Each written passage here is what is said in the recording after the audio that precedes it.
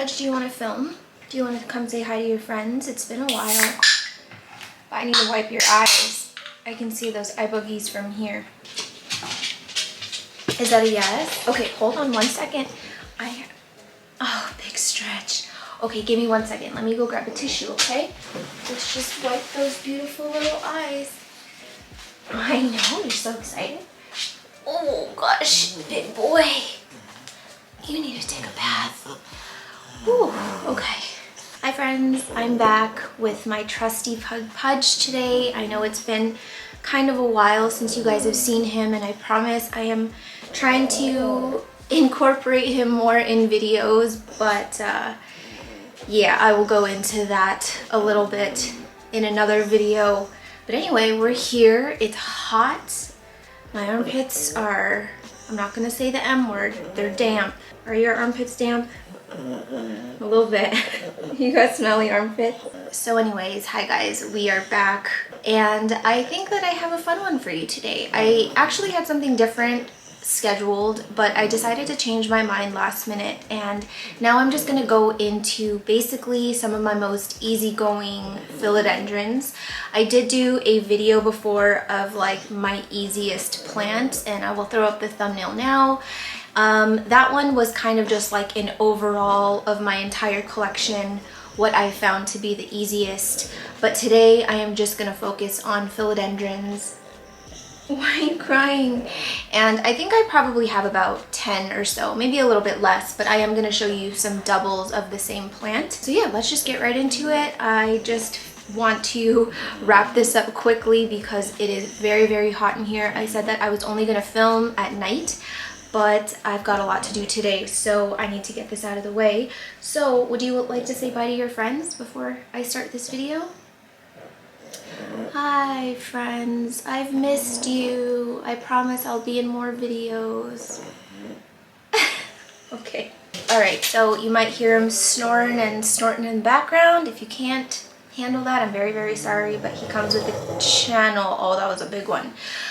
So yeah, like I said, I'm just gonna go into some of my most easygoing philodendrons, and what I mean by easygoing is that it just doesn't require much. They kind of just thrive on neglect almost. They just need a little bit of water, a little bit of fertilizer every now and then, and they're totally fine. They're also very like resilient in terms of like if I forget to water, or if I don't know, they haven't been fertilized in a while, or they don't have like the ideal conditions, I feel like they just kind of prevail. So yeah, I want to highlight these. I know that everyone kind of has their own experience with different plants, and what might be easy for me is not easy for you, and vice versa. Some of the plants that I really struggle with, I get so many comments that are like, oh, that's my easiest plant, and like, you just got to do this. And truly, I don't know what it is. We all have different conditions, but in my experience, these have been just my easy guys. They just kind of live, even though I'm not trying that hard. I honestly can't take credit seriously for a lot of the growth on these because I just feel like they're great specimens. They're just great plants, and there's not much to it. But besides just highlighting them, I will kind of go in depth about the conditions that they're in, sort of my care regimen, just in case you're curious. So let's just get started. Of course, I have to feature these two. I think that I will start with my big boy Majestic. I think that if you guys have been following this channel for a while, you know that it was not always this large. At one point, this died back to a stump. I think it was last January. I had propagated it either for my mom or someone, and I chopped the bottom off, gave them the bottom, and then I kept the top, and it just kept rotting and rotting. So I was like, you know what, let's just keep it a big fat secret, and I'm gonna try my best to rehab it. And sure enough, it bounced back. All I did was when the rot was initially happening, I scraped it off with my handy little scraper. I soaked it in hydrogen peroxide overnight, and then I left it out for a couple hours to let it completely callus over, and then I rehabbed it in perlite. So thank goodness it's back.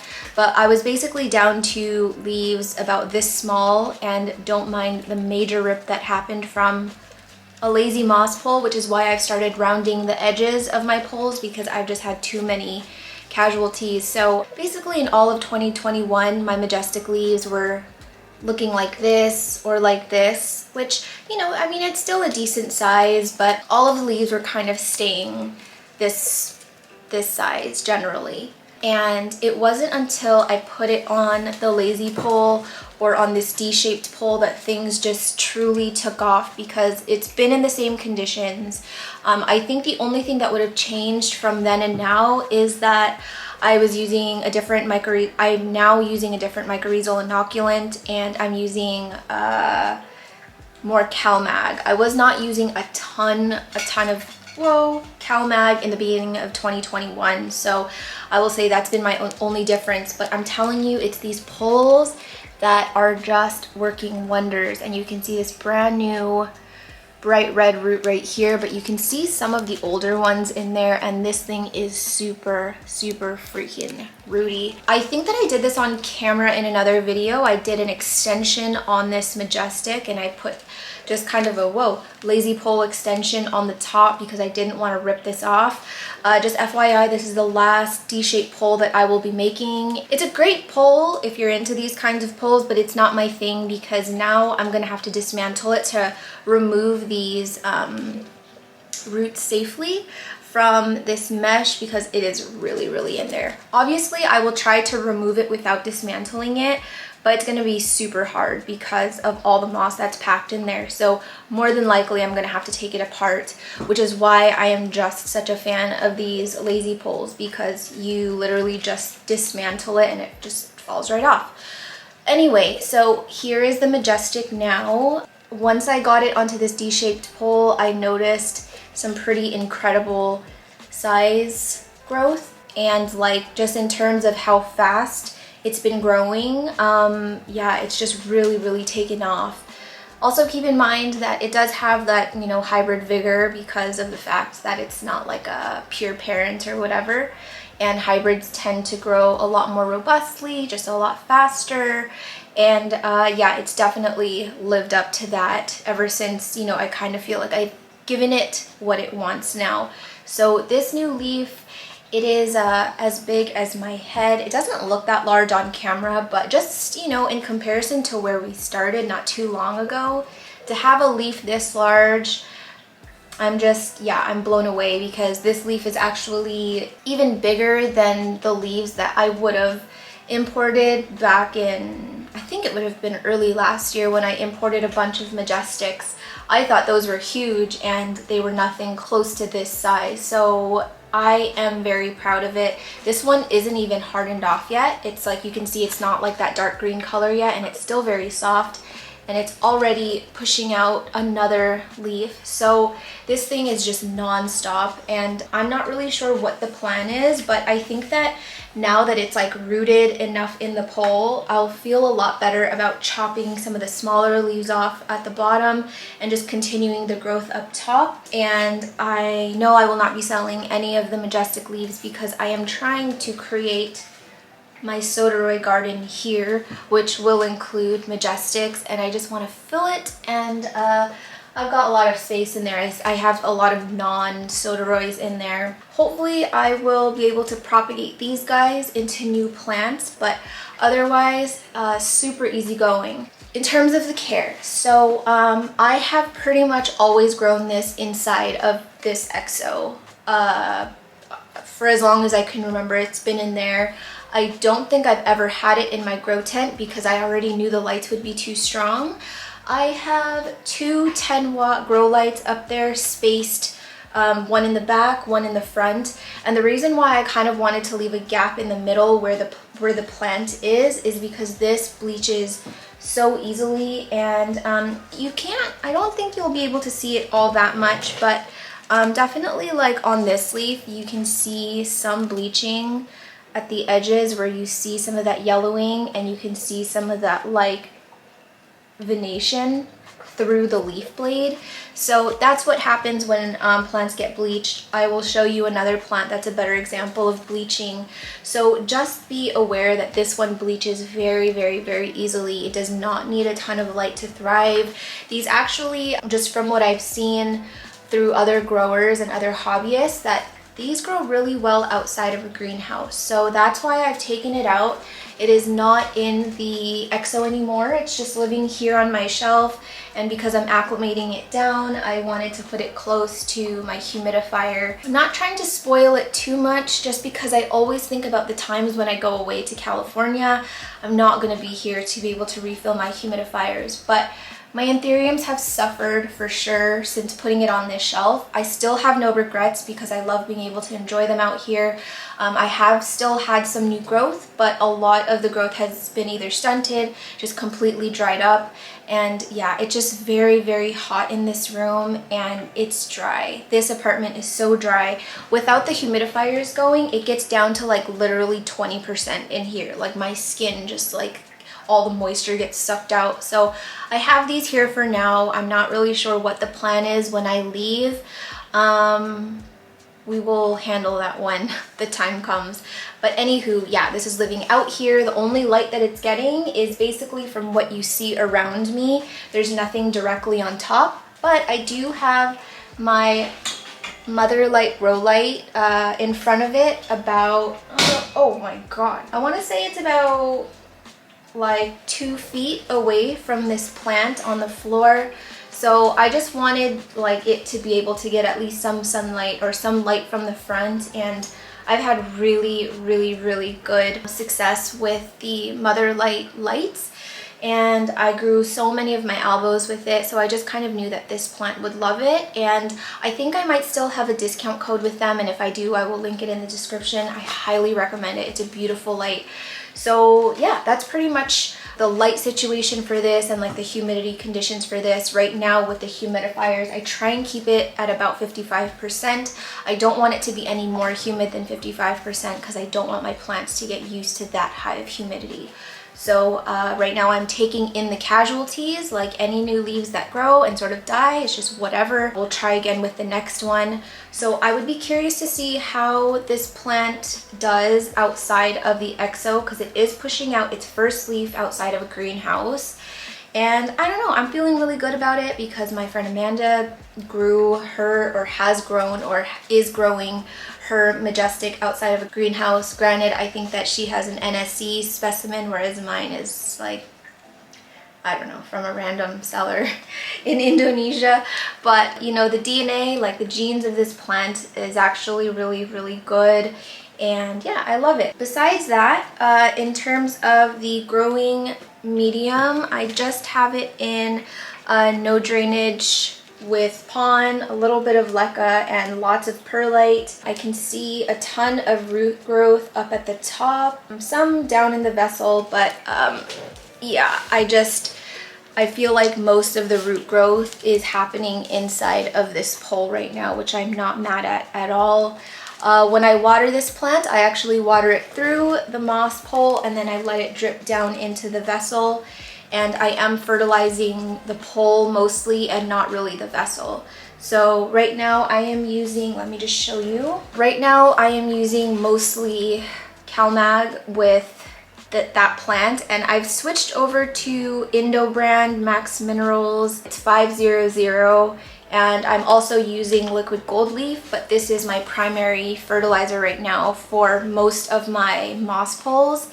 And before using this brand, I was using, I think it's called Sensi or Senza or something like that. I'll throw it up here. That was the brand that I was using the most. I blew through 2 of those bottles until I decided to try this one just to see.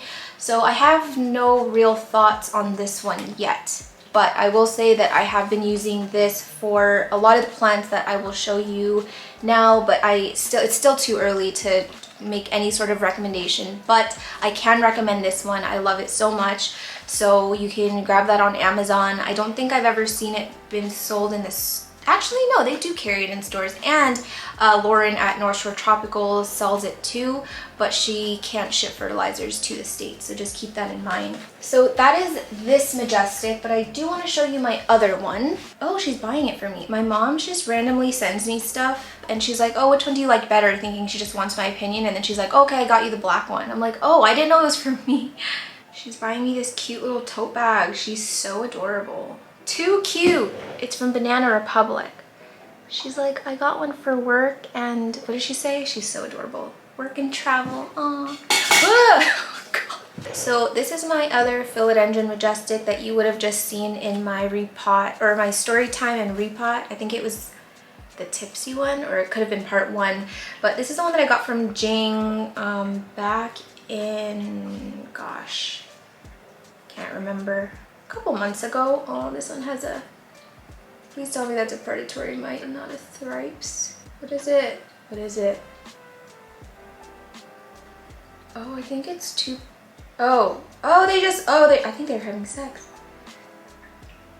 Oh no, I just cock blocked so bad. Okay, I don't want to keep these out for too long because there are a lot of predatory mites on here, and I totally thought one was a thrip because it was long, and I poked it and they were like on top of each other. I think they were doing the segs. Okay, so here's my other Philodendron Majestic. Pretty much the same thing. I'm growing it in here. I'm just sort of mimicking what I did with this guy. And so yeah, I thought that it was time to get it on a lazy pole because the stem was getting really long, and I did notice that some of the leaves were sizing up pretty well.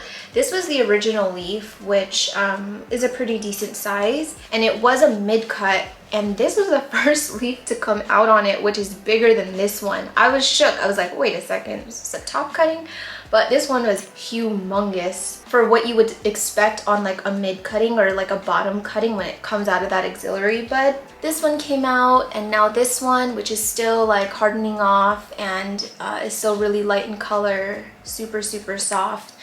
But I'm just hoping that this one can sort of beef up like that guy, although I think once it's really big, I don't know where I'm gonna put it, but I want to fill this entire plant room with Majestics. I also want to try growing a Majestic out in the living room, so we're just gonna be propagating Majestics like crazy. So once this Majestic outgrows this pole, I'm probably gonna chop the bottom off and propagate again. I'm obviously not gonna do that until I have a significant amount of roots in this lazy pole, and if I'm still feeling like there's not enough roots to propagate, I'll just extend this pole and just keep it going and then cut when it's ready. But I did get this one into Lechuzapon. In here is just a mixture of obviously pon, osmocote, and coarse perlite, and orchiata. I'm glad that this one actually took really well to the transition. I didn't see any shock. It just didn't skip a beat. I would say that this one is a really easygoing hybrid philodendron in general. Just make sure you're watching the light. It really does not need to be anywhere close to a light or else it's gonna bleach. That's just been my experience. That's been the experience of some of my friends too. Warmth is probably more important than like bright light for this one, and it's also a heavy feeder because of how fast it grows. So make sure that you're like either on a good fertilizing schedule during active growth, or just do it diluted and just do it whenever you water. That's what I've been doing. I just can't be bothered with like a fertilizing schedule anymore. When I had like 8 plants in my apartment, yeah, it was like, oh yeah, every week I'll just fertilize it on this Monday or whatever. But now it's like, who the heck has been fertilized? I don't remember. So I just put all of my fertilizers, I mix it into my pump sprayer, and then everyone just kind of gets fertilized whenever I spray and water. And none of them seem to be showing any signs of like over fertilization or whatever. It's just, it's been like a good, you know, it's been a good regimen for me, especially with this many plants. So anywho, that is enough about this plant, but I'm just like so happy that I feel like I finally figured it out, because I did struggle with this plant a little bit. So yeah, that is that. Whew. Okay, next one is my Philodendron Glorious. I would say that this one has to be probably the easiest. No, I take it back. Not the easiest, but It's definitely been one of the easier philodendrons to size up once I figured out what it wanted, which was basically just a pole. Before, I used to have this on one of those just regular sphagnum moss poles where you like just wrap it on a stick and then just tie string around it, and I don't know, like it would attach, and then obviously once you had to repot, you got to rip it off that pole, and I don't know, it just never, that kind of pole never worked for me. And so then I went into like the moss pole with a net, the traditional pole with a net, and again, just, I don't know, it just wouldn't attach. So it really wasn't until I got it onto a lazy pole that it started sizing up, because you can see these leaves down here are pretty like average size, and just once it got going, it like did not stop. And this is the newest leaf on it, which I thought was gonna be tiny, but it is pretty much as large as this one, and it's still hardening off. I think it's like probably 98% hardened off at this point. And I do need to sort of top it up with some moss because I have some exposed roots here that are now drying out. So that is one precaution that I will say, if you're using lazy poles, got to keep an eye on the growth, because it will explode. It's very fast, and you'll find that a lot of your nodes are going to be just kind of exposed if you're not filling your poles like all the way, which is my preferred, because I don't like using so much moss at once. I just like to use it as I need it. Yeah, that's just kind of been my preferred way. But I will say that I have fallen behind on lazy pole care just because I forget how fast they grow sometimes. So this one is just such a beauty, and I'm inspired to just grow more glorious everywhere. I would love to glow. I would love to grow a glorious out in my living room, but I think that I want to keep this one in the plant room just because it's like my first like baby, and it's grown so well in here that I'm not willing to risk it. So maybe if I get my hands on another glorious, or I eventually like chop and propagate this one, then I will experiment with growing it out in the living room with no humidifier, much lower temperatures, lower humidity, obviously. I think I've always had this one in soil. I don't really remember ever having it in like passive hydro, or even just having it in no drainage at all. I've always had it in a pot with drainage, and it's always been soil. And this one is a pretty chunky mix. There's not a ton of orchid bark in here, but there's a lot of perlite. This one dries out so fast. Like sometimes I get freaked out with how like sort of wet and dense the soil looks, but then in a few days like all the moisture is gone and it's like so thirsty. So this one definitely can uptake a lot of water, so just be careful if you know you are like, I guess, sort of bad with your watering, or you have it somewhere where it's like lower humidity, and or like somewhere it's really warm where it's using a lot more water. I think that now that this one is out of my Mars Hydro tent, that it's going to be using less water just because it's way cooler out here. It's still very warm in here, but it's not as warm as the Mars Hydro tent. It's not getting nearly as much light as the Mars Hydro tent, which I actually am kind of excited about, because it was getting quite bleached. So I had it pushed all the way to the corner as far back as I could. I had my tortum on top of it and my serpents to kind of shade it a little bit. And a lot of the newer leaves had come out really dark. It looks a little bit lighter in this light because I have grow lights behind me and my ring light in front of me, but this one is actually quite dark, and I will throw in a photo of it in sort of better light, unedited, and hopefully give you a better idea of what these leaves actually look like. But man, this guy just does not stop, and it's already sort of getting close to outgrowing this pole, and I don't think that I can extend this anymore.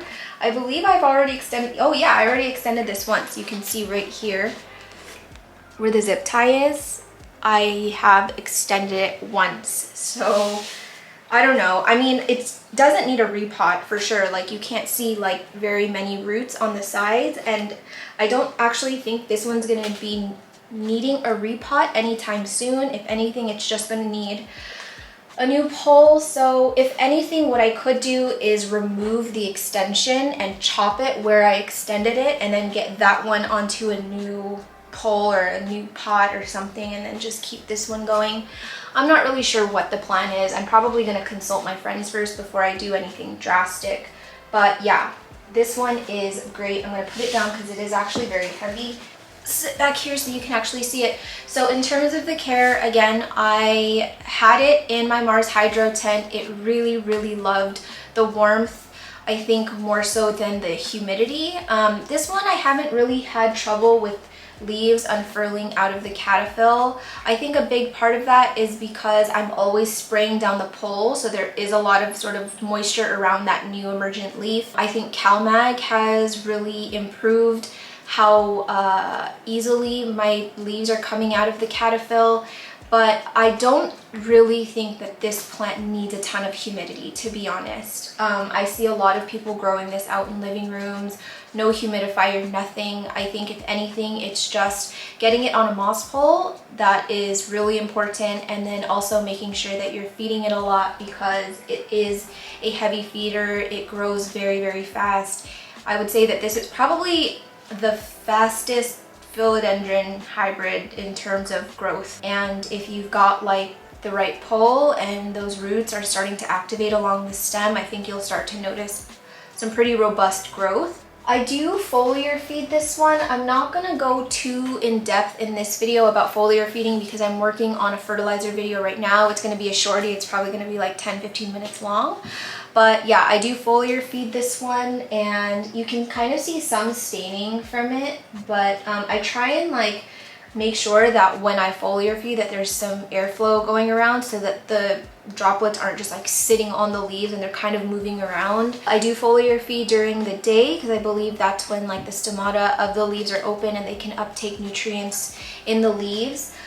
And I am not actually fertilizing a lot in the soil, pretty much with any of my plants, unless they aren't able to be sprayed. So my plants in the living room are getting a good amount of fertilizer through the substrate, but all of my plants in my greenhouses are just getting the foliar sprays or they're getting fertilized through the moss poles, and I'm just really not sitting there for however long just spraying into the substrate because it takes too long and I'm too lazy to make batches of like fertilizer water that I can just pour. But I mean, it hasn't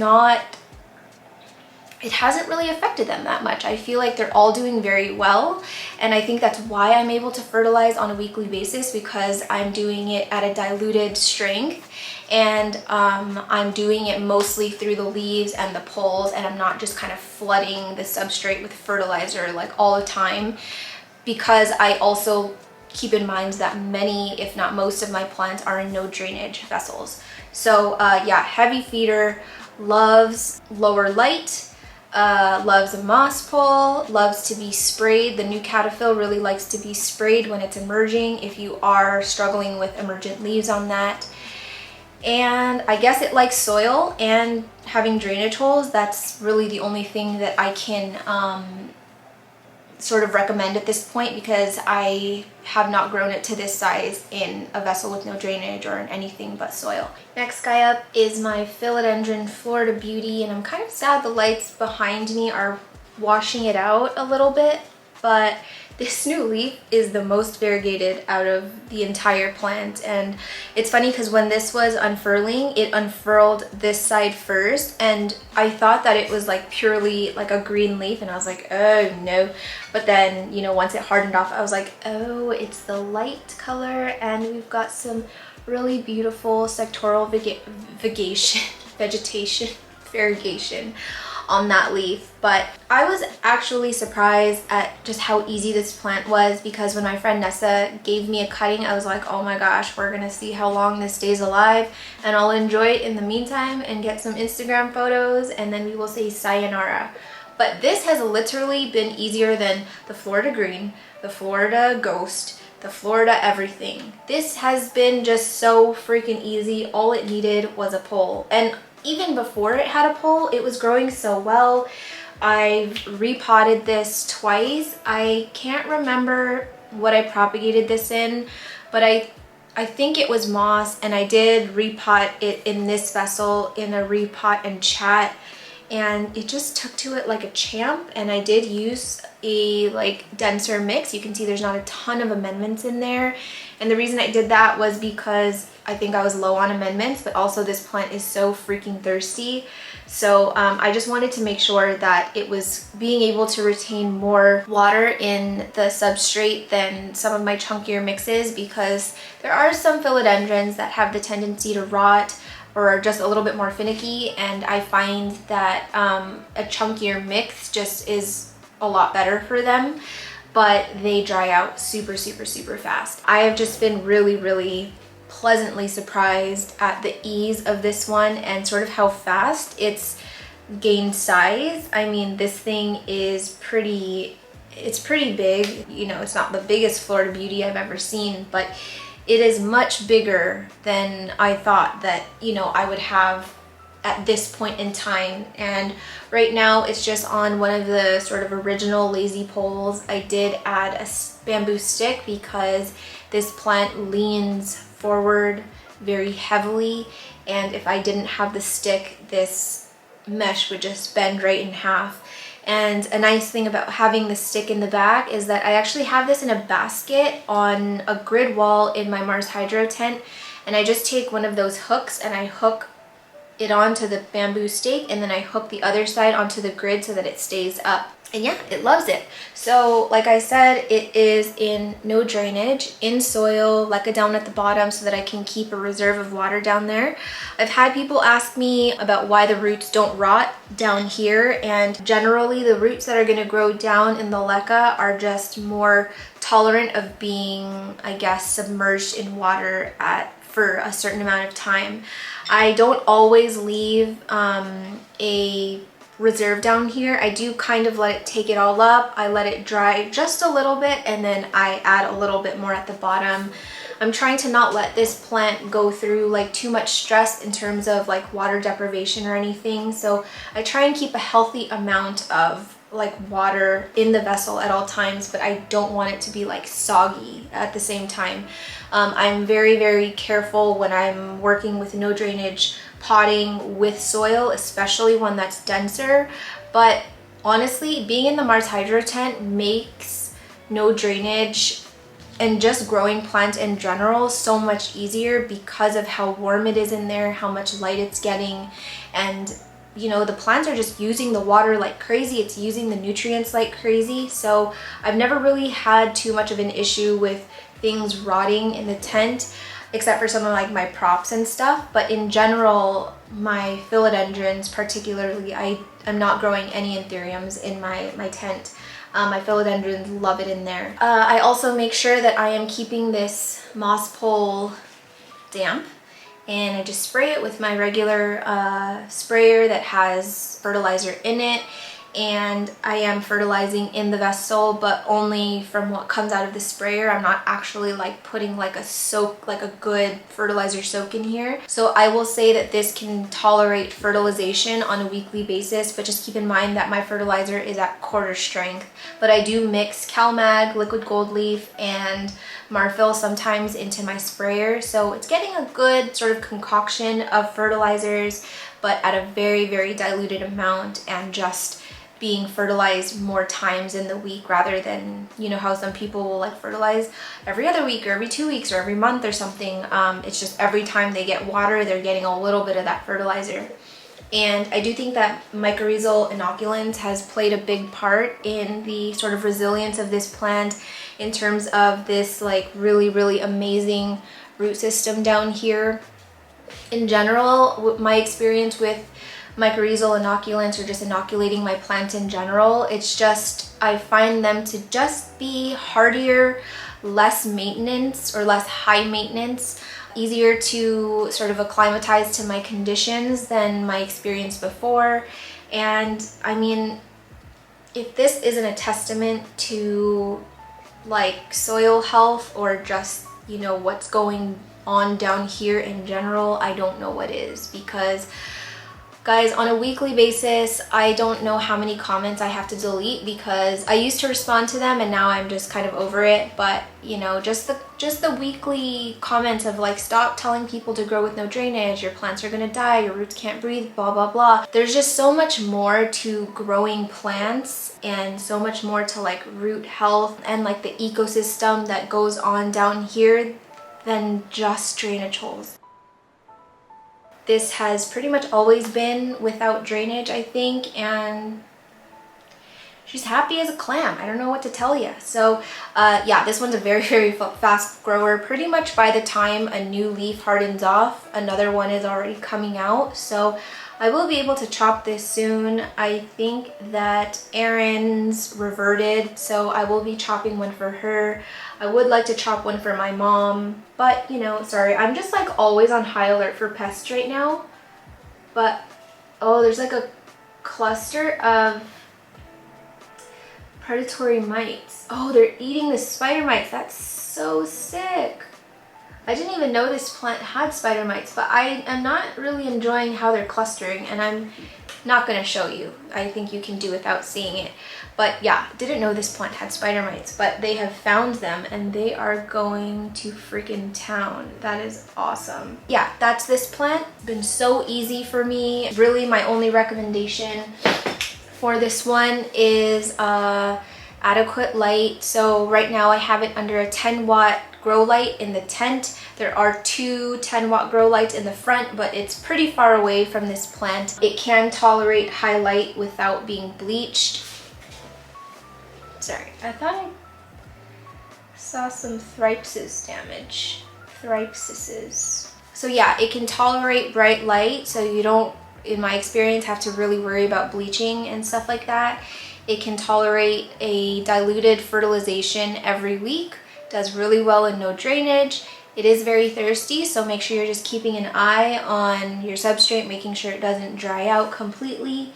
Get it on a moss pole, because I find that the aerial roots of the Florida Beauty grow very, very fast. So if you can get them onto a pole or just enclosed in a lazy pole, you'll just find that a lot of those roots are going to take off. And obviously once they start rooting and stuff, you can fertilize it and it can take in more nutrients that way. Use mycorrhizal inoculants. Right now I'm just using the Dynamyco brand, but once I run out of this, I'm going to try the mycorrhizal inoculants or microbial inoculants that Alice is using right now. I think it's called like Great White something. I can't remember. But yeah, I'm gonna be trying that. But honestly, so far so good with what I'm doing. And yeah, if you've ever wondered if the Florida Beauty is a difficult plant, it really is not, and I just would not be scared of it if that's what's holding you back. I know that they are still pretty pricey. I just saw recently a shop here in Canada selling like really tiny propagations for like, I don't know, like $300 or something like that. I would say if you're not like in love with this plant and it's just one that you just kind of wish you had, but it's not like a I must have it, I would say wait for prices to drop, because these have been popping up in stores around Canada and being sold as Florida greens, but they have variegation on them. So yeah, just keep an eye out and hopefully you guys can find one. But I wouldn't go and splurge a ton of money if it's not one that you're like really dying for, you know. So the next one on the list is my Philodendron billietiae, and I think that I did feature this in like my easiest plants video, and it's made it onto this list because it really is easy. Like I really have no other care advice for this besides saying don't let it dry out. Just give it water. I'm not even really fertilizing this a ton, and it just blesses me with new leaves all the time. It's living in like literally like 25%, 30% humidity. It's out on my living room shelf, and it gets blasted by the heater during the fall and winter, gets blasted by the AC in the spring and summer, and just has not skipped a beat at all. You can see a lot of this kind of damaging on it, And what that is from this plant growing so fast and pushing out leaves while I'm not realizing it, and then it hits the grow light on the shelf. So I have moved this to the top of the shelf now so that it could kind of just like do whatever it wants and not be burned by a light. But yeah, I have this one in no drainage in a very, very, very algae-ridden vessel, which is not a problem. It's not going to kill your plants. I have leca down at the bottom and a very, very chunky mix of soil at the top. There's a lot of leca mixed in here. There's a lot of cut up sphagnum moss. There's a lot of coarse perlite, and I'm not seeing any orchid bark. Oh, I'm seeing I think maybe husk or something. So I'll say that this is probably like 60% amendment and 40% soil. But yeah, this one is, I would say, is not even a super thirsty plant. It can retain water for a longer period of time without sort of like depleting it very quickly. But also keep in mind that has to do with your conditions, because this one is just on my shelf. But now that I have it on top of my shelf, there are no grow lights at all shining on this. The only light it gets is from my south and east facing windows, but it's probably about 10 feet or so away from the light, so it's, or from the window, so it's pretty far away.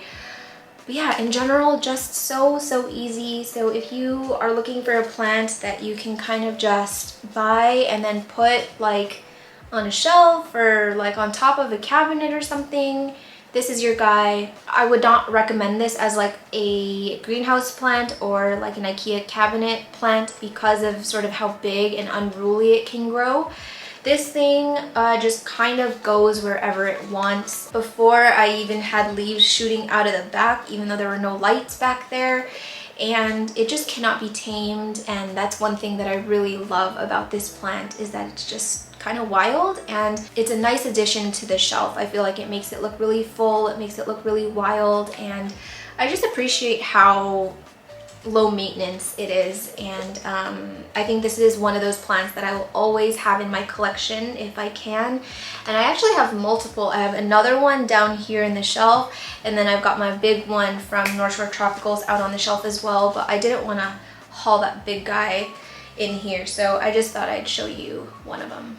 The next one that I'm going to show you is my Philodendron sodiroi. You guys are probably so tired of seeing these dang plants on my channel, but I think now that I've figured it out, I just want to get the message out there, because I see a lot of people ragging on this plant, saying it's like the sickly version of the sodiroi, or like the lesser version of the sodiroi, and they're just sick and they don't grow well. But I don't know, that's just, it hasn't been my experience with it in the last, I would say, year. Number one, get it onto a pole. I know a lot of people like to have this as sort of like a bush, or just they just have it trailing, but I find that they do the best when they're on a pole and they're just given humidity around the nodes. You can see how much this has sort of grown and beefed up over time, and the new leaf that's emerging out of the caterpillar actually looks quite large. So I'm excited to see if I can grow this as big as my sodiroi, because I have seen the small form, same thing as sodiroi. I have seen them sort of grow into like big plants on Instagram, of course. So that's my goal right now. I'm trying to beef up most of my sodirinis to look like a sodiroi, and a pole has been like the number one, I would say, catalyst to the growth for this guy, or for these plants in general. But equally as important is fertilizing. So this one actually tolerates a lot of fertilizer, and the main fertilizer that I'm giving it right now is CalMag. And I feel I've talked about this a few times in other videos, and I will keep pushing it and talking about it, but CalMag has just helped this plant sort of emerge out of the sickly looking stage and into this. I think that I have a sodiroi that was a propagation from Jing. Oh, I do, I have it. Okay. I feel like all my friends give me their sodiroi because they just are not in love with it, or like Jing struggles to grow it, so they have all been passed on to me. I have a sodiroi from Jing, Aaron, and Alice. I think when many people get sodiroi or think about sodiroi, this is what they're thinking of. In the beginning, I will say that they are a little bit more difficult, but you just have to be patient. A lot of them will sort of grow in sort of like mangled and like sickly looking. This one I have been rehabbing for a little bit, so I'm not seeing a ton of those like warped leaves. I mean, I guess it's a good problem to have that all of my sodorinis are actually growing quite well. But I think that this is probably the most meh looking soderini in my entire collection. So they tend to grow like these little bushes when they first start off, and a lot of them will have difficulty coming out of the sheath. They'll be all curled and bent and twisted, and that is, I will say, normal for a juvenile soderini. That has been my personal experience with a very juvenile specimen.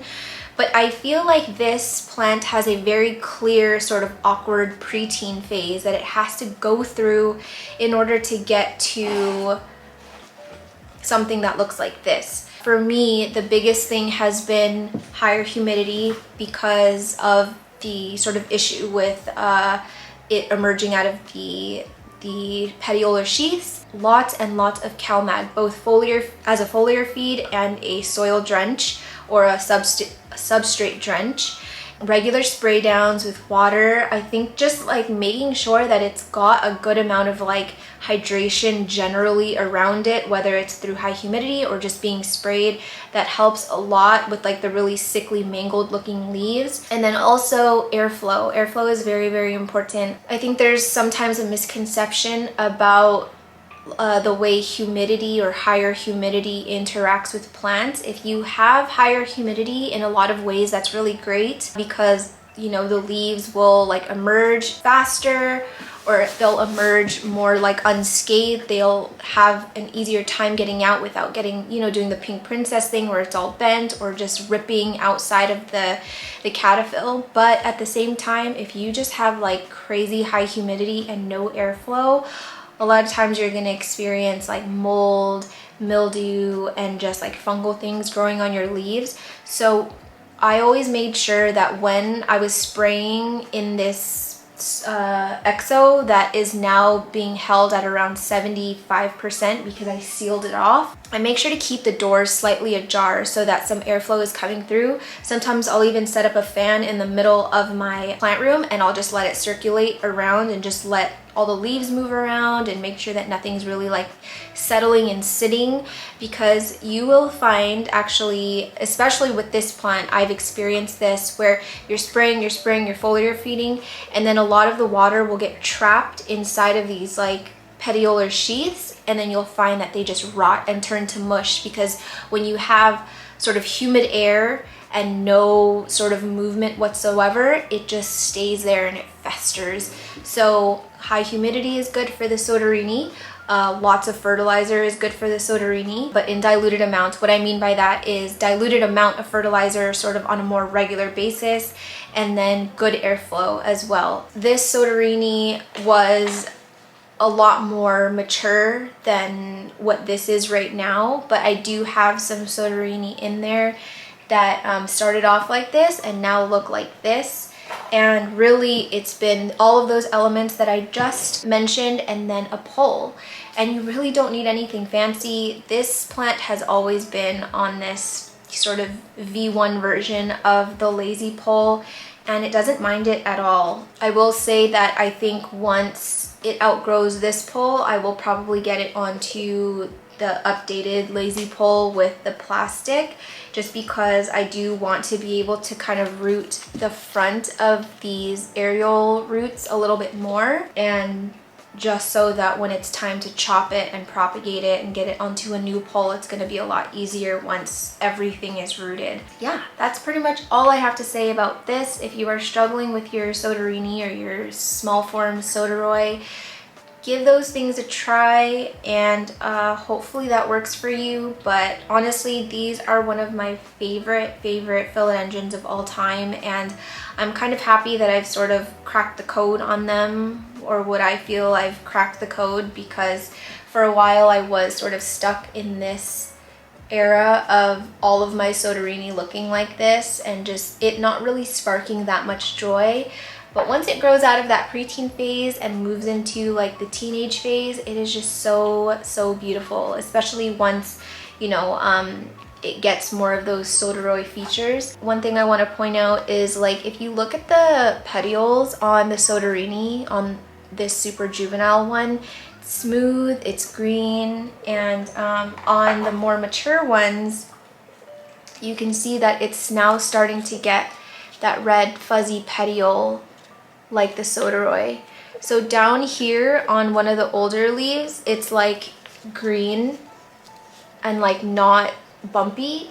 It's very smooth, and then it moves into this bumpy red petiole at the next leaf. I have seen a lot of people say that the difference between the sodiroi and the soderini is that the soderini doesn't have the bumpy texture, but I have multiple soderinis in my collection that don't have the red petiole. They just have this green petiole with like sort of a tinge of pink or red down at the bottom, and then eventually it becomes more prominent and you can see a lot of that sodiroi feature come through. So again, I am not an expert. I say this all the time on this channel. Everything that I believe to be true about these plants are just what I've observed, what I've sort of experienced myself. So take everything I say with a grain of salt. I am not a botanist, but that is just my knowledge of the soderini, or small form sodiroi. So moving right along into the next plant, I actually have 3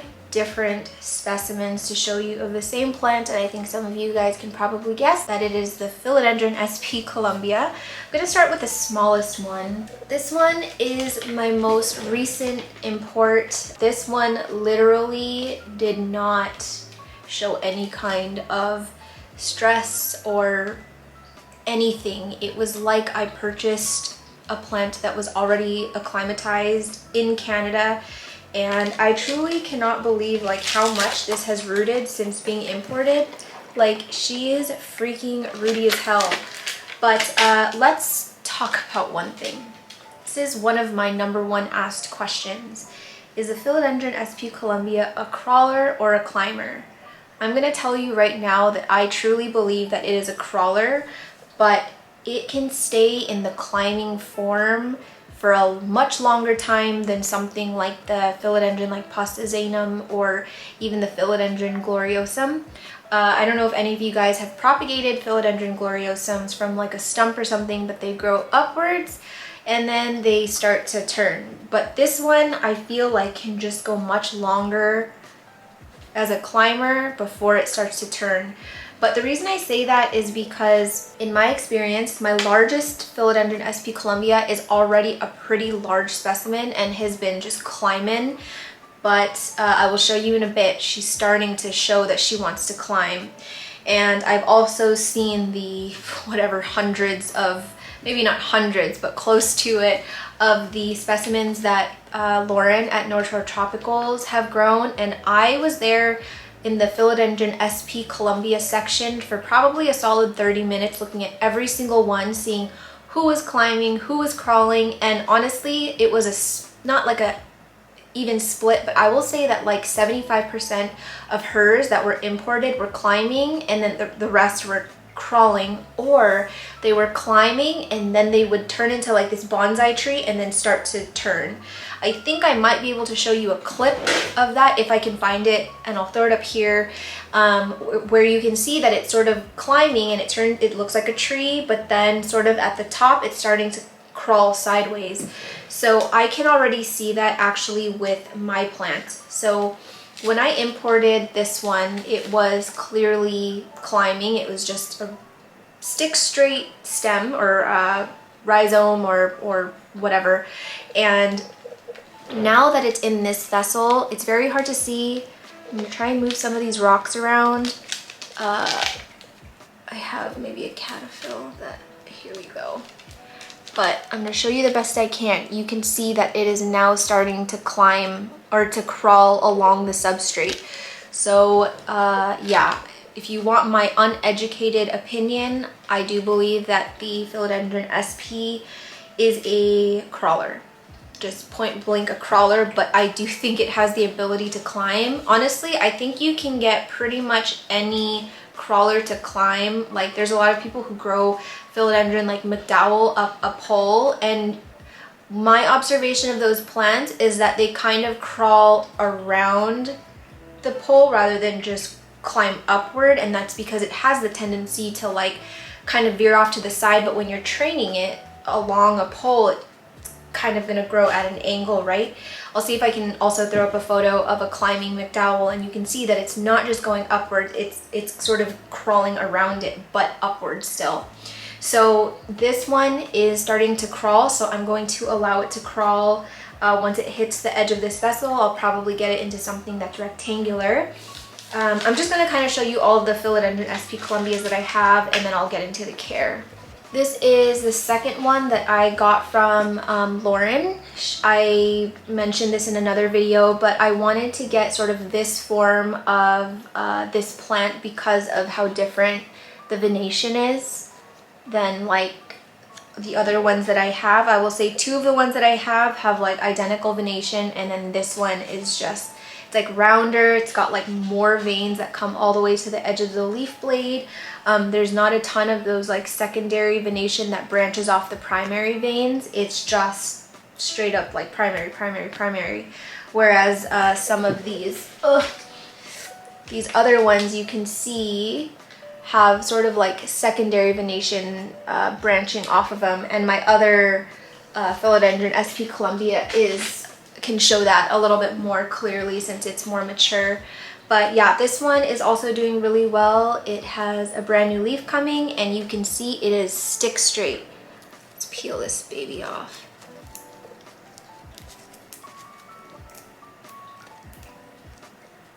I like to wait till it's like really, really like crusty and like dry because I like the sound it makes. Like something like this, I would not pull it off because it's still like very much alive and fresh. So I wait till it becomes either really, really like mushy or really crunchy, and I really like that sound.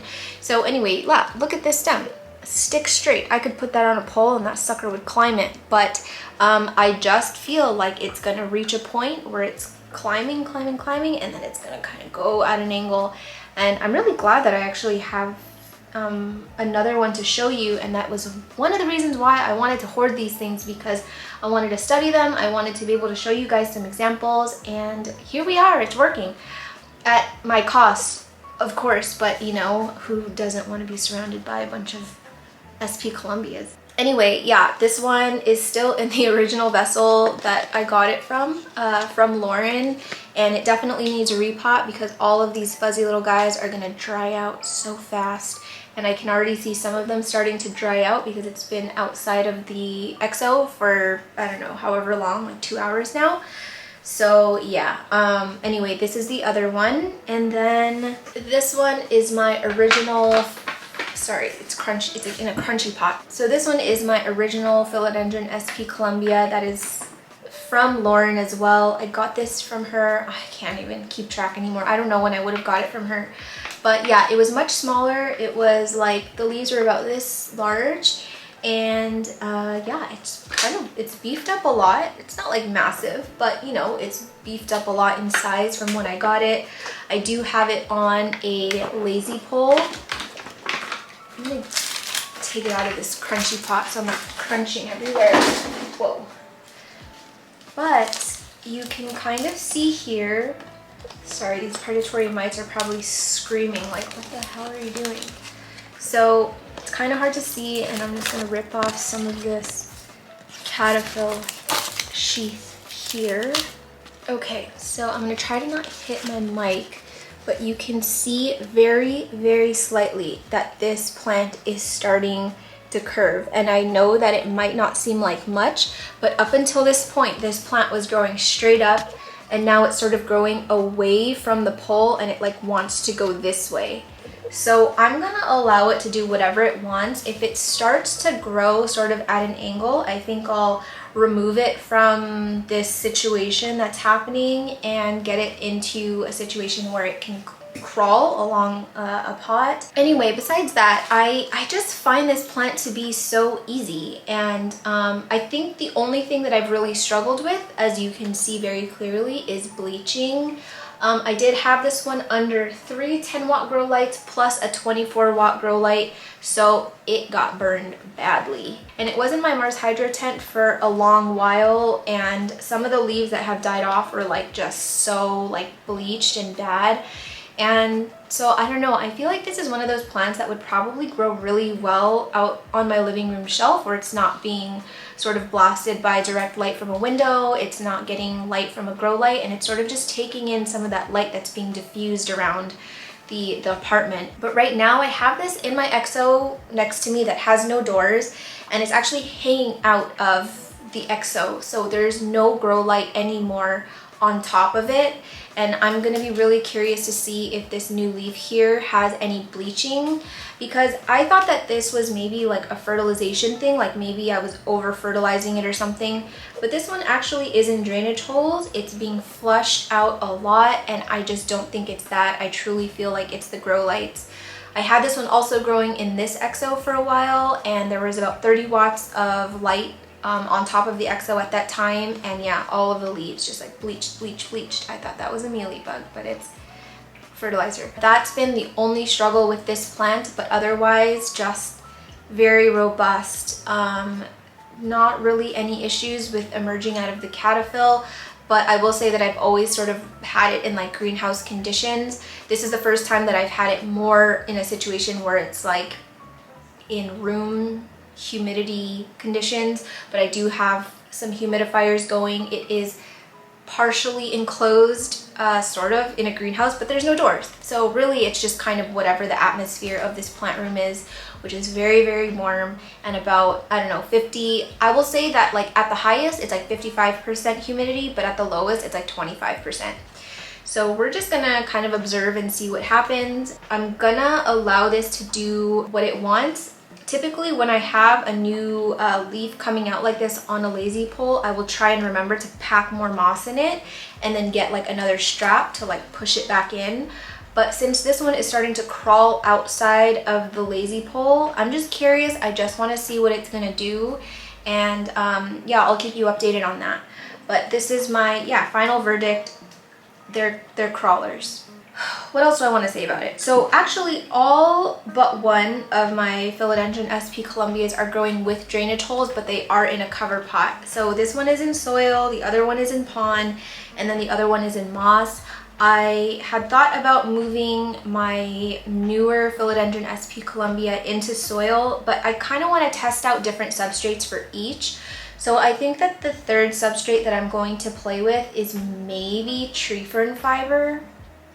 Not 100% sure yet, but yeah, this one is in a chunky aeroid mix. I fertilize this one mostly through the moss pole here because I do have a pretty decent root system already inside of this pole, and whatever sort of like overspray from my pump sprayer goes into the vessel. That's, you know, extra fertilization, but otherwise I just kind of dump water in there and just make sure that it never fully dries out. But this one is so thirsty, you guys. I don't know if it's because this one is in a really chunky mix, but I'm watering this one like on a weekly basis, and it's like a thorough wash too. You saw that cover pot that I took off of it. I literally leave it on there. I don't let it like really drain out that much. I think maybe like once a month I'll just run it under the sink, or like I'll put it in the shower and give it like a good wash down. But otherwise it stays in the cover pot. I water, and then I just kind of let it sit there, and it uses all that water up. And yeah, I don't know what to tell you. It's a thirsty guy, but it's a fun plant. Give her a whirl. Let's see if I can get all of my Philodendron SP Colombias in a shot for a cover photo. I'm gonna spill this. This is not a good idea. Hold on, where do I want to put this one? Does that look cool? Okay, I don't know if I got it, but how fun are these? Honestly, I'm after more. I could with another Philodendron SP Colombia. Although, have you guys seen that Philodendron SP Silver Angel or something? It is incredible. That is one of my #1 wish list plants right now.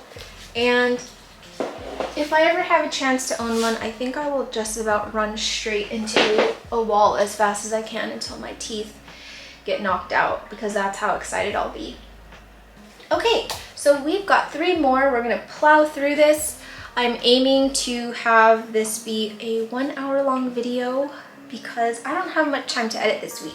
I've got a very, very busy week. Next one up is my Philodendron tortum. Man, I can't tell you guys how easy this one is. She's an easy girl. I have it in soil with drainage holes. She is super, super thirsty. I do have to run this one under the sink to make sure that it gets a good drink.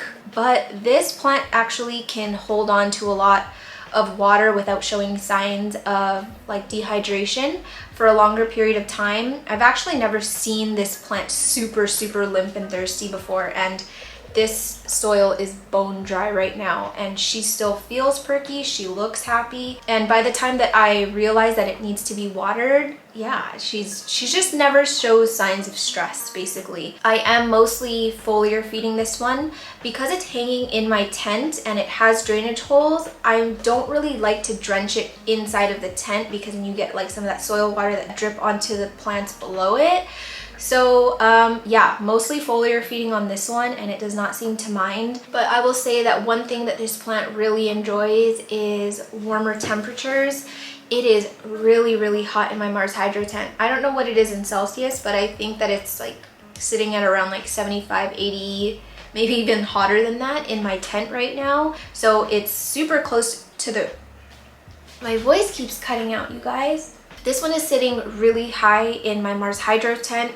It is probably about, I don't know, like 3 inches away, or 3 to 5 inches away from the 10-watt grow light, and it doesn't seem to mind it. It really loves how warm it is in there. I think that this plant is not too finicky in terms of humidity requirements, but because of how they emerge, I'll see if I can throw a photo in here. They look insane when they emerge. They're like this. Like that. So if you're not growing it inside of a greenhouse, I would recommend spraying the emergent leaves so that they can kind of like unfurl around itself easier, and making sure that it also has airflow. So even though this one is in my tent, I have my fans running on high all the time besides when it's off at night. I've had some friends have some struggle with this plant, and so I was kind of nervous for it when I first acquired it. But it's been a dream, you guys, and it's like everything that I thought it would be and more. I would say that this is probably this would be in my top 5 philodendrons of all time. I love it. Sorry, I kicked the tripod. I love it as much as I love my big boys here.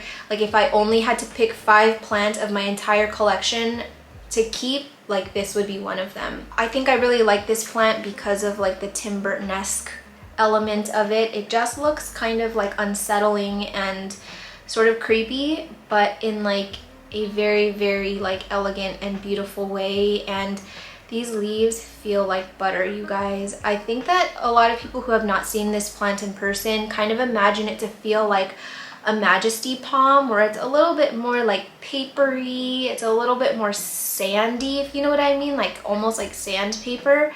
These are just, oh, they're incredible. They're they're just such great plants. I really love how compact it's growing. I think it's because it's so close to the grow light. It's not really reaching for that light. All of the petioles are literally stacked on top of each other, and I feel like it's nice because there is a very, very steady growth of the petioles, so that it still looks very compact even though the leaves are sizing up quite a bit. And that just went in my mouth. I don't know how my mom's is doing. I used to have a second one growing in the same pot, but I gifted her the other one, and I just can't imagine what it would look like if I still had that second one, because it was not nearly as large as it is now. Guys, I gotta wrap this up. My voice is going. Okay, so let's talk about care. Obviously, I have it in no drainage. I think that I've always had this plant in no drainage, not for any specific reason, but just because that was I maybe didn't have a no drainage vessel, but since it's doing well for me with drainage, I don't really see the point in switching it up. So if this ever does need to be repotted anytime soon, I'll probably opt for another pot with drainage. This one does use a lot of water because of how warm and close it is to a grow light in the Mars Hydro tent, so I can't really give any testimony to like what it is outside of a greenhouse, and or even just growing this outside of a greenhouse. I'm not the person to talk to about like if you want to climatize it down or like how does it do in room humidity. Like I know nothing. I only have grown this inside of a greenhouse. But I think that something that I was thinking about earlier this week, and something that I think I'd really love to do, is once all of my plants start sort of outgrowing the smaller size that they are now, they're more acclimatized, they're all settled, I think that I want to like take cuttings of some of my most prized plants, like my heterocraspidon, my tortum, Philodendron sp. Colombia, my patriciae, my serpens. Who else do I have in there? My frydek. Some of the ones that I'm really babying right now in greenhouses, I would love to just take propagations from them and try growing them in the living room, just so that like they're not my main plants, they're just sort of like more experiment plants, because I would love, in theory, I would really love to grow this outside of a greenhouse and enjoy it a lot more. But Erin, I believe she tried growing this outside of a greenhouse and it just did not like the cooler temperatures, so I kind of fear for it come winter time, especially when the heater is just blasting on it. So yeah, anyway, those are just thoughts. I have just been kind of, you know, twiddling with the idea of trying to grow some of my more babied plants out in the living room, but not actually sacrificing the whole plant, like wait till I can take propagation. So this is one that I will definitely try to propagate if I can. But these nodes they're stacked, they're touching, the petioles are touching, they're so tight, but I can't complain because this is a beautiful plant and I love seeing it in my greenhouse every time I pop it open. I had thought about moving this plant out here because like how lovely would that be to have it sort of like draped in the corner of this exo where I can see it all the time.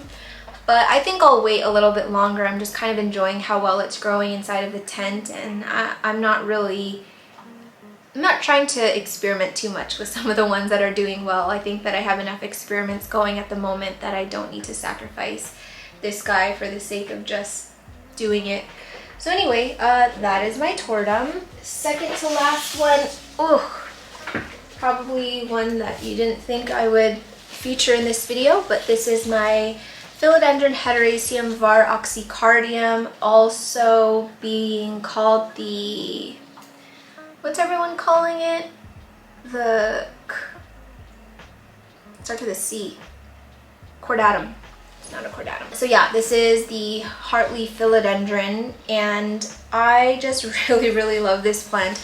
This is one of the plants that I've basically always had in my collection, basically since I started collecting back in like 2013, 2014. Like when I lived in San Francisco, I had one of these. When I lived back at my mom's house, I had one of these. When I had the shop with my ex-boyfriend back in like 2011, I had one of these, and I've just always been really drawn to this plant even before I went like super off the deep end with plants. It's just been one that I like to have like on a shelf or like at my desk or something, and I think that I prefer the philodendron, like the vining philodendron over pothos, because of how compact it is, and it literally turns into a wall if you allow it to. So some people have asked me like, how do I keep it more bushy rather than get really leggy? Once I get one of these where it's like so much longer than the rest of them, or the internodes are spaced a little bit more further apart, I'll just chop it. Like I've chopped these guys down so many times. If I never chopped this one, it would probably be like 15 feet tall, I'm not even kidding. But anytime I see it starting to get a little scraggly, I just cut it straight across like bangs. And then, you know, the auxiliary buds on the bottom of these vines will activate, and then it'll just grow more down here. So I feel like a lot of people think that the only way to get a bushy vining plant is by chopping and propagating and, you know, potting it back in the plant. And yeah, that's a great way to make your plant bushier. That's how I sort of got my micans to look. Oh, I gotta do my micans. Okay, the micans is easy, but I will say it's not like one of my most easygoing plants because it's very thrips prone. So for that reason, I will leave it out of this video. But yeah, this one is definitely one that I've just, I don't know, I've never really had any issues with it besides it getting thrips once. But I treated it maybe like 2 or 3 times and it went away. And this one isn't a heavy like feeder, so I'm not needing to fertilize it all that often, but it just constantly gives me growth. It's in no drainage in this Wally Grow planter, and basically ever since I acquired this plant, it's always been in this planter. And yeah, it's just grown pretty freaking tremendously. So if there's anything I can recommend about this plant specifically, if you've struggled with it, it's to give it regular haircuts and don't be scared to cut it down really short. Like literally this one was like trailing like all the way down here, and then I just like snipped it straight across, just YOLO. And now it's like super freaking bushy around this area. So regular haircuts, regular showers. I do pop this one in the shower like once every other week just to keep any pests away because this is very thrips prone. This one can tolerate drought. It can tolerate not having water, like a lot of water in between waterings, like letting it get bone dry, but they will shrivel up so much. You'll lose a lot of the leaves and they'll just sort of turn like this into dust, but it bounces back. I think that's why I included it in this video, because I think I might have shown this on my Instagram story when I forgot to water it because it was like hanging up on the wall. Yeah, I just gave it a good drink and she perked right back up. Whereas some vining plants, like once you let it get really thirsty, they don't always like sort of perk back up to their full glory. But this one is just very forgiving, at least for me. And I love doing it in no drainage because of how thirsty it is. When I first purchased this from the nursery, I just put the whole pot in here and I just called it a day. And oh my gosh, it was like drying out every 3 days and I could not keep up with watering, which is why I was like, okay, it's time. I need to get it out of this drainage hole pot. I want to do no drainage so that I can keep sort of a reserve of water down at the bottom. And also keep in mind, for these Wally Grow planters, I treat it no differently than my no drainage vessels. I do have a layer of leca down at the bottom that goes up to maybe right here so that I can always keep some water down here. And then I have it in a very chunky soil mix. So yeah, wanted to give this one a mention just because, I don't know, I really wanted to include something that was, I guess, more common, something that you can just pick up at your store. And yeah, this is a great plant if you just have like a shelf that you want to fill in space, or like have a desk plant. It doesn't require much, doesn't require a whole lot of light. Just make sure that you're keeping up with waterings and you're giving it regular haircuts if you don't want it to get leggy. Last but not least, I had to include my Philodendron Burle Marx variegata. I think that when I would have shown this on my channel last, it was definitely not this tall. Actually, why do I feel like I've been here already and have said the same exact thing? Did I feature this in a video recently? I probably did, because I'm like having deja vu. Like I literally said those exact words verbatim. I don't think I've shown this recently, but I probably have, just because I'm having crazy deja vu, and not in the way where you're like, maybe I'm imagining it. Like I'm pretty sure I've been here. But anyway, yeah, so this is my Philodendron Burle Marx variegata. I have honestly never had an issue with this plant. This was one of the first, I guess, like imported plants that I ever had when I got into imported aeroids. I did not really know much about acclimatization. I didn't know much about like the fertilizer needs for these kinds of aeroids. I didn't really know much about the care, but it just it was doing so much better than some of like my plants that I got from like local stores or whatever.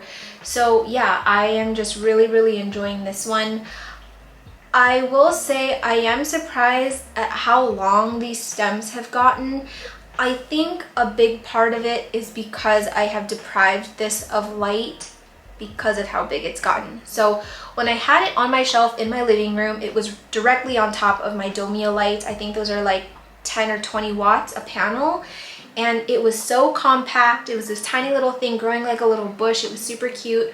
I did separate out some for my mom. I took out a whole stem for her, and then I also gave one to Erin. So it used to be a lot bushier this way, but I sacrificed some for my loved ones, as you do. But once it started growing really tall, I think I still have the leaf here that got burned by the grow lights, unless I chopped it off.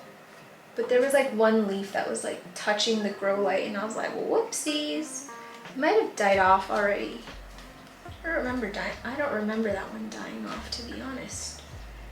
Hey, where did it go? Anyway, yeah, there was a leaf that had grown directly onto the grow light, and it had this tiny little circle on there.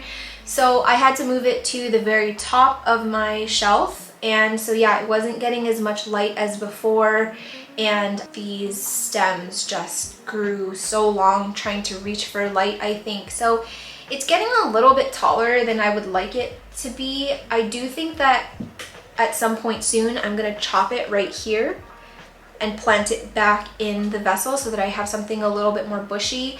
I know that naturally these grow really tall. I think they grow up trees, and a lot of people have these on like trellises and moss poles and stuff, but I much prefer to enjoy this plant as a bush rather than something that's climbing. That's just my preference. So yeah, I'm gonna have to do some work to this one soon, but otherwise it's growing like a dream. I have recently moved this one into my office because I used to have a monstera in there, and then I got thrips. I just threw it away because I was like, I'm not gonna deal with this. And so I was kind of deprived of plant life in my office, and I'm in there so many hours a day. So I was like, you know what, let's just bring this guy in here. He has his own little grow light now, and you can kind of see all the leaves are turned this way because it's on my desk, but the grow light is sort of on the side, so it's like trying to find the light. So I'm like constantly like whoa, how did I do that so violently? I'm constantly rotating it so that like it's not all just facing one side. But anyway, this is one of the newer leaves to come on it, and it's so pretty. It's got like that really nice sort of marbled variegation, and then it's got this nice sectoral variegation. And there's just so many new leaves on the way. This plant, the growth pattern of it it's just whatever it wants to do. But yeah, super easygoing plant. Does not require a lot of care besides making sure to water it, giving it some adequate light so that you get some good variegation. And then also I have mine in lechuzapon with a lot of perlite, so it's a chunkier perlite mix, or it's a chunkier pond mix, and there's also some leca mixed in there. This one is a little bit thirstier, so I'm watering this one once a week. But the good thing is like I'm constantly drinking water in my office, and so it's easy for me to just like take my water and just dump it in there so I don't forget. Fertilization, this one is a heavy feeder, but it can still grow pretty robustly without a lot of fertilizer. But you will get some of these leaves that look like this, which is kind of cute. It's got like little bunny ears. You'll get much smaller leaves, or leaves that are not like fully formed like this with low fertilization. So, you know, once you up it a little bit, they start pushing out these nice big beautiful leaves. But generally this is not a plant that I stress about. It's not a plant that I feel like I need to constantly like check in on and see how it's doing, see if it needs anything. Just pop it with a little bit of water once in a while and just kind of leave it alone. But yeah, that's just my experience with it. It's living out in room humidity conditions. There's no humidifier in my office. Jeez, why am I so like, I'm like spazzing, what the heck? Yeah, no humidifier in my office, and it's just kind of living with the conditions that it's given. All right, so we got through that list. I think that featured 9 different kinds of philodendrons, And I know that not everyone might agree with it or might just have a different experience with it, but I think that's kind of the cool part about this hobby is that we all have different experience. We all have different ways of growing our plants that we prefer. We all have knowledge to share with each other to kind of switch up things if you feel the need to. And so yeah, these have been ones that just are very, very sort of like low-key for me. I don't stress about them all that much. They bring me a lot of joy, a lot of happiness, and they just constantly remind me why I think we are in the best freaking hobby in the world. I think that is it from me. That's all I gotta say about these guys. I would love to know which ones are your most easygoing philodendrons. I do plan on doing another one of these videos, but for non-aeroids, so keep an eye out for that one. So as usual, if you like this video, please give it a thumbs up because it helps us a lot on YouTube, and it allows more people to come find this channel and join our little community. But I hope you guys found this helpful. If any of these plants you have and struggle with, of course my DMs and my comments are always open if you guys need help. I am trying to get better about comments. I know I say this all the time, but I really am. And sometimes you guys come in clutch and you guys respond to comments for me and help each other out, and that's like so freaking cool. So yeah, never feel hesitant to leave a question in the comments if you guys have any.